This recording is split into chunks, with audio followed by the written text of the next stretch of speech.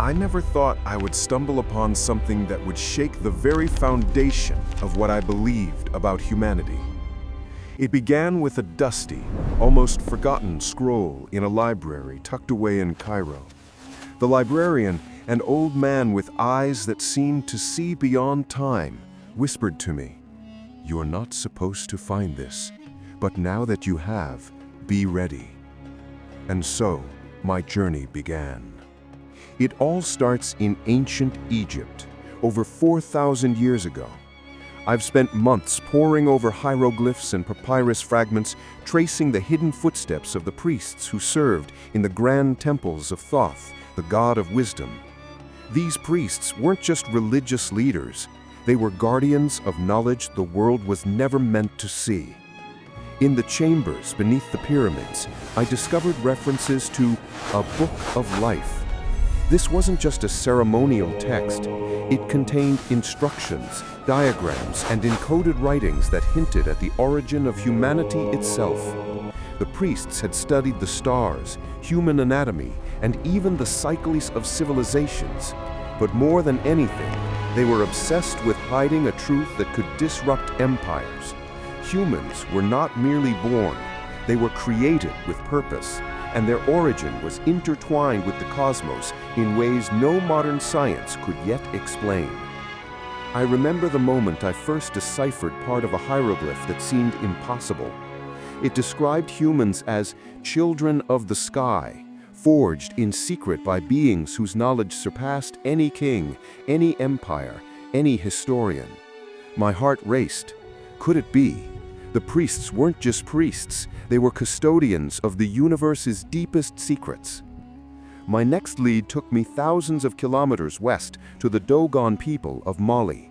For centuries, anthropologists have marveled at their understanding of the Sirius star system, even claiming that the Dogon knew about Sirius B, a star invisible to the naked eye. I had to see it for myself.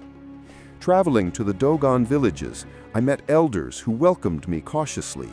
They spoke in riddles at first, weaving oral histories of ancestors who had descended from the stars. One elder, his eyes glinting with knowledge, leaned close and whispered, "Long before your telescopes, before your rockets, we were taught by the guardians." They warned, "This knowledge must never leave the tribe, except when the world is ready." I was stunned. Across continents and millennia, the African priests of Egypt and the Dogon had preserved the same cosmic truth. They knew about the stars, the cycles of life and death, and a mysterious link between humans and these celestial beings. But why was this knowledge hidden? What were they protecting us from? My journey then led me to the Kingdom of Kush, in what is now Sudan. The Kushite priests had long been shrouded in mystery.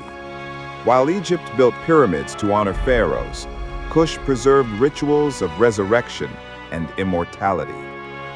Hidden in ancient tombs and scrolls were teachings about the essence of the soul and methods to communicate with the divine.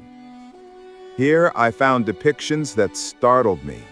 Humans intertwined with divine entities, learning, observing, and sometimes even shaping life itself. It suggested that the priests understood something about humanity that the rest of the world was blind to, knowledge that could change everything if exposed. I began to notice a pattern. Across Egypt, Mali, and Kush, the priests all spoke of creation as an act of divine orchestration. Humans were not accidental. We were designed, guided, and observed. And they left cryptic warnings. Humanity was not yet ready for this knowledge. It was dangerous, powerful, and capable of reshaping society. I pieced together what the priests were hiding. Humans are connected to the stars. Every being carries a spark of cosmic intelligence, a coded message from the universe itself. The origin of humanity is not as textbooks claim. Ancient African priests documented that humans were created with intention, by forces beyond ordinary comprehension. There are keys to immortality and divine insight. The priests had rituals, symbols, and teachings that could expand the human mind to perceive time, life, and death differently. This knowledge could disrupt the world. If revealed too soon, the power it contained could topple governments, religions, and the understanding of life itself. As I read these revelations, I realized the gravity of what I was holding. The knowledge was fragmented, encoded in symbols, stories, and oral traditions, but it all pointed to the same truth. The world had been kept in the dark for millennia. Hi, thank you for watching up to this point. If you love African mystery history, don't forget to subscribe and turn on notifications so you'll be the first to see our next story. Now, let's continue. Then came the breakthrough, the part I still can hardly believe. In a hidden archive in Cairo, I discovered a recently unearthed Kushite scroll.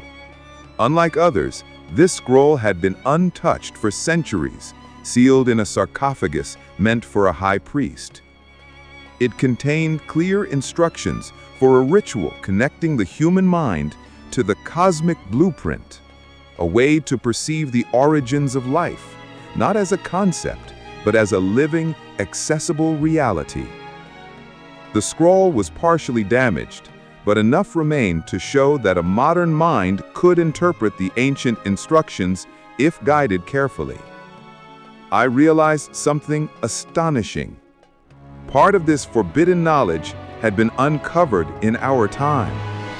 We are on the edge of understanding truths the ancient priests spent millennia hiding. Yet even now, the warning remains clear. This knowledge is dangerous if misused. As I traced the threads between Egypt, Dogon, and Kush, it became impossible to ignore the connections. The priest's knowledge wasn't isolated. It was a pan-African secret, meticulously preserved across continents and generations. The Dogon's knowledge of the stars linked directly to Egyptian cosmology. The Kushites' rituals of resurrection echoed the spiritual hieroglyphics of Thoth.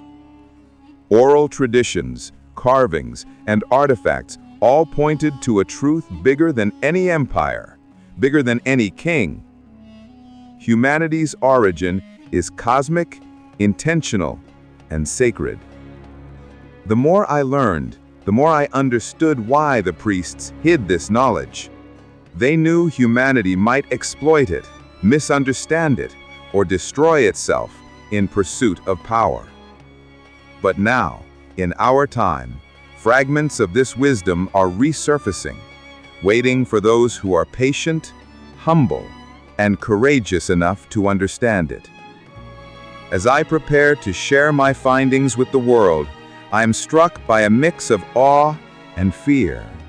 The priest's warnings echo across the millennia. Handle the truth with care. You are children of the stars, but your hearts are not yet ready for the weight of creation. The knowledge is seductive. It offers power, insight, and the chance to glimpse our true origins. But it is not without risk. Those who seek it must approach with reverence, not greed. I am sharing this story not to unlock the secret for everyone, but to show that the knowledge exists. It has survived, and it is slowly revealing itself to those willing to listen. The ancient African priests were not hiding out of fear. They were protecting the world from itself.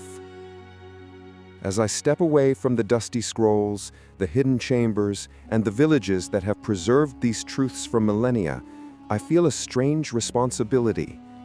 This secret knowledge, once lost, is now partially uncovered in our time, and I can't help but wonder, what will humanity do with this knowledge? Will we rise to understand our cosmic heritage, or will we misuse the power the priests carefully preserved? That, I suppose, is the final mystery. But one thing is certain.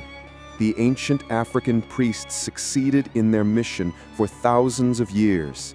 And now, for the first time in history, the world is beginning to glimpse the truth they so carefully protected.